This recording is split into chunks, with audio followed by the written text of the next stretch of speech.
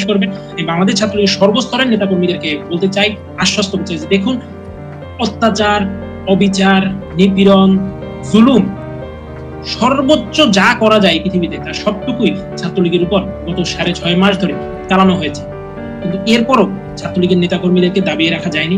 এদেশের সারা বাংলার দেয়ালগুলোকে ছাত্রলীগের নেতাকর্মীরা জয় বাংলার স্লোগানে রাঙিয়ে তুলেছে। জয় বাংলা লিখতে গিয়ে আমাদের চাঁপাইনবাবগঞ্জের 2 কর্মী তাদের সেই কূপের আঘাতে নিহত হয়েছে, নিজের জীবনকে বিলিয়ে দিয়েছে জয় বাংলার জন্য। বাংলাদেশ ছাত্রলীগের নেতাকর্মীরা তাদের অদ্বিতীয় নেত্রী, অবিসংবাদিত নেত্রী, বাংলার মানুষের ভাগ্যাকাশের শেষ ঠিকানা বঙ্গবন্ধু কন্যা দেশরত্ন শেখ হাসিনার উপর আস্থা ব্যঞ্জন, বাংলার মানুষের যে আস্থা সেটিকে বাংলার দেয়ালে দেয়ালে ছেয়ে দিয়েছে শেখ হাসিনাতেই আস্থা। শেখ হাসিনা দ্রুতই ফিরবে, শেখ হাসিনা ফিরলেই বাংলাদেশ আসবে, এরকম নানান রকম লেখনের মাধ্যমে তারা শেখ হাসিনার উপর বাংলার মানুষের অকুণ্ঠ সমর্থন এবং ভালোবাসা সেটিকে ফুটিয়ে তুলেছে।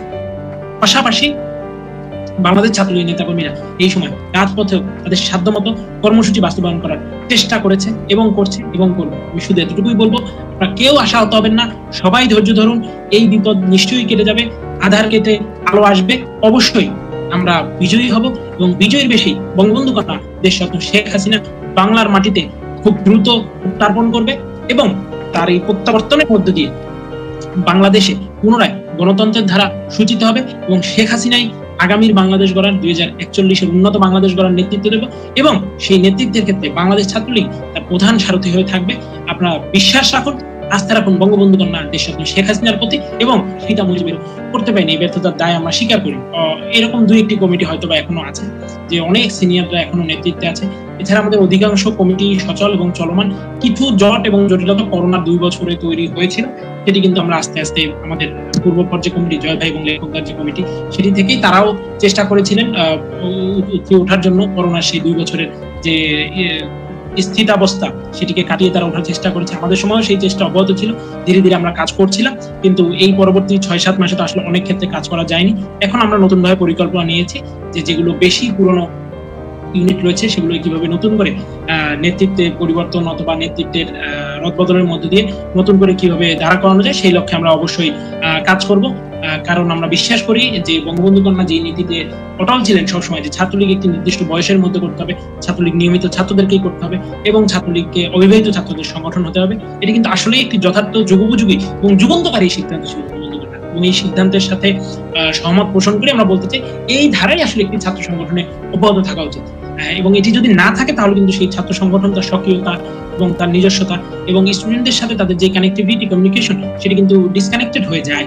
তো সেই ক্ষেত্রে বঙ্গবন্ধু কন্যার এই সিদ্ধান্তটি সামনের দিনেও যেন আমরা আমাদের একেবারে তৃণমূল পর্যন্ত, কেন্দ্রীয় ক্ষেত্রে কিন্তু এটি সর্বক্ষেত্রে বাস্তবায়ন মোটামুটি করা হয়, তৃণমূল পর্যন্ত যেন আমরা এটি বাস্তবায়ন নিশ্চিত রাখতে পারি সেই লক্ষ্যে আমরা চেষ্টা করব। হয়তো অনেক ক্ষেত্রে এত বড় বৃহৎ একটি একান্নবর্তী পরিবার, এই পরিবারের সকল কর্নারে আমাদের পক্ষে হয়তো বা যে ডিসিপ্লিন সেটি মেনটেন করা সম্ভব হয় না, কিন্তু তারপরও আমাদের চেষ্টা অব্যাহত রয়েছে এবং আমরা বিশ্বাস করি এই চেষ্টার মধ্যে দিয়ে আমরা বঙ্গবন্ধু কন্যার যে মডেল একটি ছাত্র সংগঠন কিরকম হওয়া উচিত এই মডেলটি আমরা বাস্তবে পরবর্তী নেতৃত্ব দেওয়ার যারা যোগ্য বা যারা নিজেরা কাজ করতে চান এই সময় ঝুঁকি নিয়ে কিংবা নিজেদের জীবনকে তুচ্ছ জ্ঞান করে সংগঠনের সাথে মুজিব আদর্শের ধারাকে বজায় রাখার সাথে যারা কাজ করতে চান তারা কিন্তু আমাদের সাথে যোগাযোগ করছে, আমরাও তাদের সাথে যোগাযোগ করছি।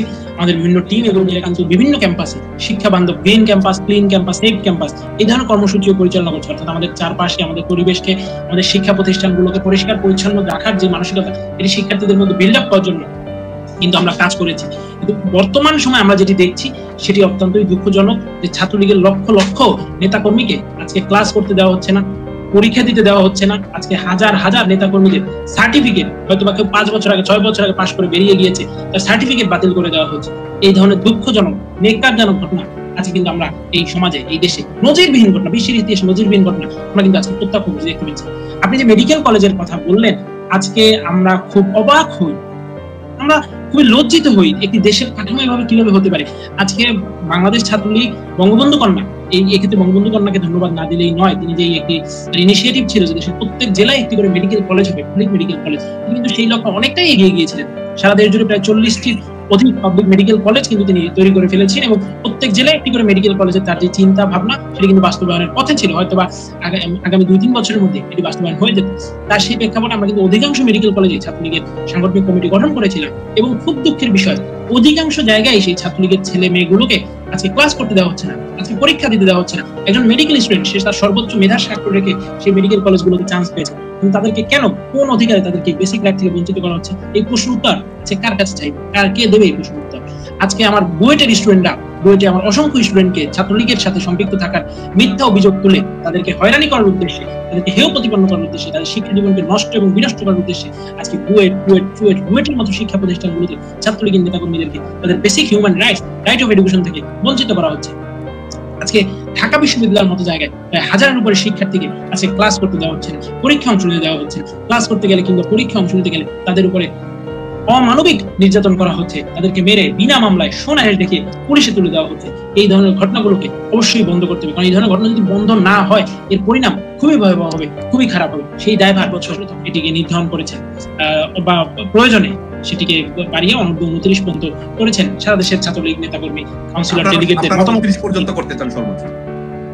জি, আমরাও কিন্তু, আমি ব্যক্তিগতভাবে অনূর্ধ্ব 29-এর ক্রাইটেরিয়াতেই বঙ্গবন্ধু কন্যার মাধ্যমে ছাত্রলীগের ম্যান্ডেটে সাধারণ সম্পাদক নির্বাচিত হয়েছে। তো এখন এই মুহূর্তে বাংলাদেশ ছাত্রলীগের বয়সীমাটা অনূর্ধ্ব 29-ই রয়েছে এবং এটির উপরে আসলে যাওয়ার কোনো যৌক্তিকতা রয়েছে বলে আমরা ব্যক্তিগতভাবে মনে করি না, কারণ শিক্ষার্থীদের সংগঠন, শিক্ষার্থীদের সাথে কানেক্টিভিটি রয়েছে এমন মানুষের হাতেই থাকতে হবে, এটি হওয়া উচিত।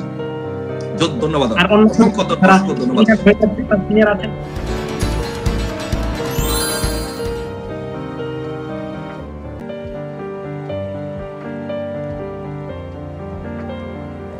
মিথ্যার তো আসলে তারা একটি পেশাতে সাজিয়ে বসেছিল। আজকে দিন শেষে আমি ছাত্র দলের সভাপতি সেদিন খুব সুন্দরভাবে কোন একটি অনুষ্ঠানে ছাত্র শিবিরের যিনি সভাপতি, সম্ভবত আমি চিনি না তাকে, একটি প্রশ্ন করছিলেন যে গত 15-20 বছরে অন্তত আপনাদের যে শিবিরের কমিটিগুলো বিভিন্ন বিশ্ববিদ্যালয় ছিল এগুলো প্রকাশ করুন, আপনারা এভাবে কেন লুকিয়ে থেকে রাজনীতির এই চর্চা এখন অব্যাহত রেখেছেন, বা কতকাল বা কত যুগ আর এই গোপন পলিটিক্সের ধারা আপনারা অব্যাহত রাখবেন? আসলেই সেটাই আমরা চাই যে বাংলাদেশে যারা গোপন রাজনীতি, যারা আন্ডারগ্রাউন্ড পলিটিক্সের ধারণা বাস্তবায়ন করতে চায় তাদেরকে কোনোভাবেই কোনো শিক্ষা প্রতিষ্ঠানের সুযোগ দেওয়ার অবকাশ নেই।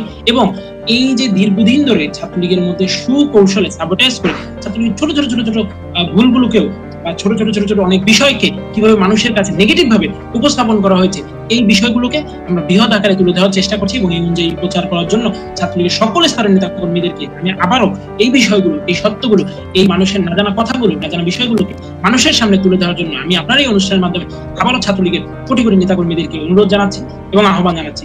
পাশাপাশি যেহেতু আপনি হয়তো অনুষ্ঠানটি শেষ করবেন, এই বাংলাদেশ ছাত্রলীগের সর্বস্তরের নেতা কর্মীদেরকে বলতে চাই, আশ্বস্ত করতে চাই যে দেখুন, অত্যাচার, অবিচার, নিপীড়ন, জুলুম, সর্বোচ্চ যা করা যায় পৃথিবীতে তার সবটুকুই ছাত্রলীগের উপর গত 6.5 মাস ধরে চালানো হয়েছে। কিন্তু এরপরও ছাত্রলীগের নেতাকর্মীদেরকে দাবিয়ে রাখা যায়নি। এদেশের সারা বাংলার দেয়ালগুলোকে ছাত্রলীগের নেতাকর্মীরা জয় বাংলার স্লোগানে রাঙিয়ে